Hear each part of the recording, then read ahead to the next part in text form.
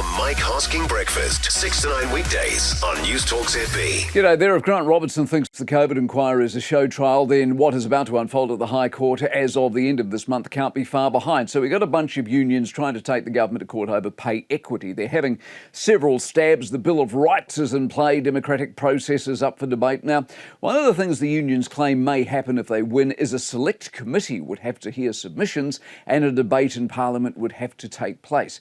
That's the show trial part. Select committees, just let me clue you in here, select committees hear from the people you would expect to hear from, broadly people opposed to whatever change of laws in play at the time. And a debate in Parliament hears both sides, one for, one against, with the government of the day prevailing, given it is they who have the numbers, and indeed that is why they are the government, which is essentially why court is a waste of time. Remembering, of course, the government is the ultimate court. And if they want to pass a law, guess what? They can. Making it complicated is the whole pay equity calculation. That's a mess. Secondary teachers, for example, were one of the many claimants putting an equity claim forward before the law was changed. Now, to my eye, correct me if I'm wrong, being a high school teacher is not an equity issue. I mean, men do it, women do it, lots of them. And they aren't paid on gender. It is not a profession where 99% are women, and because they are women, they are poorly paid. High school teachers are paid actually quite well.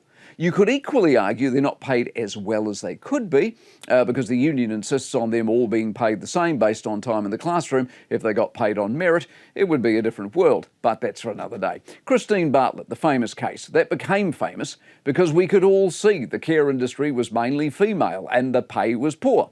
Now, I would still argue the pay was poor because the work, although kind and worthy, is not of great numerical value. Rightly or wrongly, it's not of great numerical value. If it was, rest homes would pay more. Obviously, they would then charge residents more and we'd all happily foot the bill. But guess what? We don't. Anyway, the upshot is the best the unions can hope for is a court win. The win can then be used to beat the government about the head as big, bad meanies, but it will still not get them paid under an equity deal because the court is not the government. The Mike Hosking Breakfast, 6 to 9 weekdays on Newstalk ZB.